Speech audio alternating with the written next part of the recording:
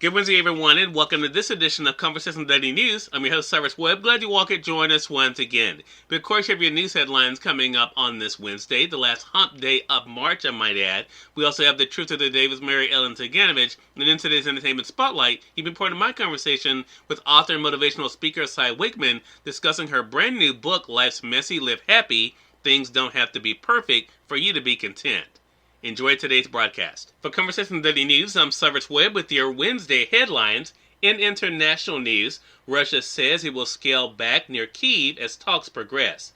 Russia announced Tuesday it will significantly scale back military operations near Ukraine's capital and a northern city as the outlines of a possible deal to end the grinding war came into view at the latest round of talks. Ukraine's delegation at the conference held in Istanbul laid out a framework under which the country would declare itself neutral and its security would be guaranteed by an array of other nations.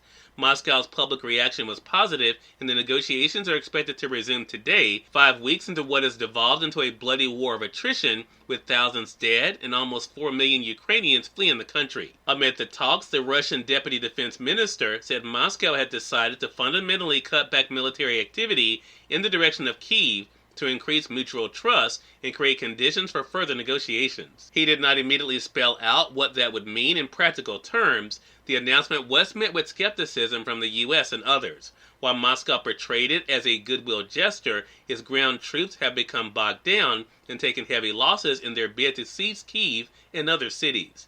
Last week and again on Tuesday, the Kremlin seemed to lower its war aims, saying its main goal now is gaining control of the mostly Russian-speaking Donbass region in eastern Ukraine. President Joe Biden asked whether the Russian announcement was a sign of progress in the talks or an attempt by Moscow to buy time to continue its assault, said, "We'll see. I don't read anything into it until I see what their actions are." The U.S. Secretary of State Antony Blinken said he had not seen anything indicating talks were progressing in a constructive way, and he suggested Russian indications of a pullback could be an attempt by Moscow to deceive people and deflect attention. In national news, FDI okays another Pfizer Moderna COVID booster for 50 and up. The U.S. regulators on Tuesday authorized another COVID-19 booster for people ages 50 and older, a step to offer extra protection for the most vulnerable in case the coronavirus rebounds. The Food and Drug Administration's decision opens a fourth dose of the Pfizer or Moderna vaccines to that age group at least 4 months after their previous booster.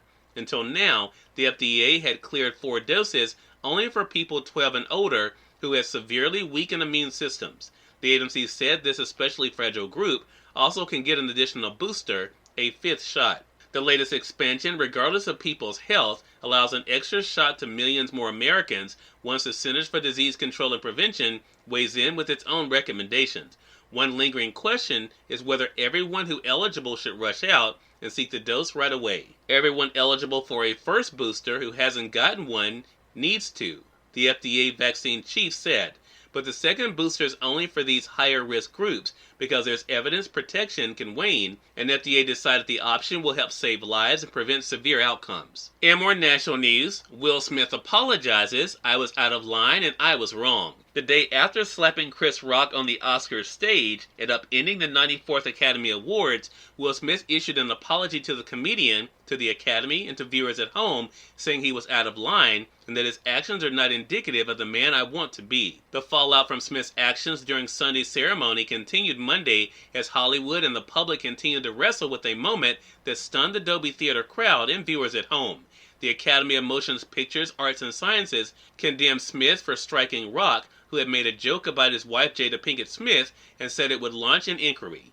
Later in the day, Smith gave a stronger apology than he did in his Best Actor acceptance speech, which notably hadn't included an apology to Rock. "Violence in all its forms is poisonous and destructive," said Smith in a statement issued by his publicist and posted on Instagram. "My behavior at last night's Academy Awards was unacceptable and inexcusable. There is no place for violence in a world of love and kindness," he said.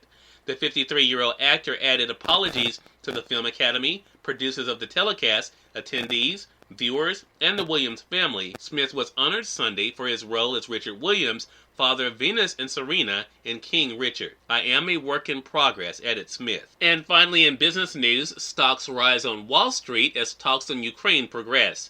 Stocks rose in afternoon trading on Wall Street Tuesday as talks on ending the war in Ukraine showed signs of progress. The S&P 500 was up. The Dow Jones Industrial Average rose over 250 points. The index has notched gains the past 2 weeks, despite choppy trading and volatile energy prices. The S&P 500 and Dow are on pace for a 4-day winning streak. Technology and communication stocks help power the rally, along with big retail chains, automotives, and other companies that rely on consumer spending. Cyrus Webb, Conversations Daily News. It's now time for the Truth of the Day with Mary Ellen Ciganovich. Mary Ellen, take it away. Hi, this is Mary Ellen with your Truth of the Day.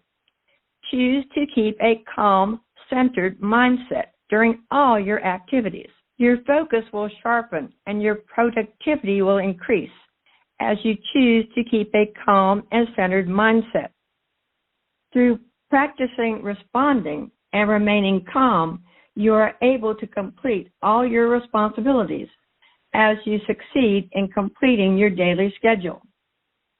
Enhance your effectiveness to calm your mind by choosing to take breaks.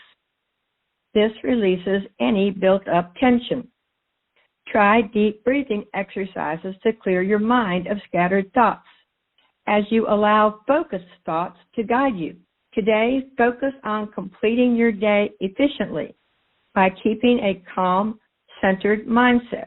And always enjoy the day. We are part of my conversation coming up with Cy Wakeman in today's Entertainment Spotlight. Stay with us. You're listening to Conversation Daily News. For Conversation Daily News, I'm Cyrus Webb with your Entertainment Spotlight. Author Cy Wakeman joined me on Conversations Live, the radio show, to discuss her brand new book, Life's Messy, Live Happy. Things don't have to be perfect for you to be content. Here's a bit of our conversation. So, I got a chance to read the book before Pub Day, so I was excited about that. And what I love about this book is, as I said in my introduction, you share a lot of yourself in this as well. But what has it been like for you, Cy, to be able to share through your own journey how people can be able to make the most of each and every day? You know, I thought that was really the only way to speak from a voice of credibility is to share some pretty personal stories.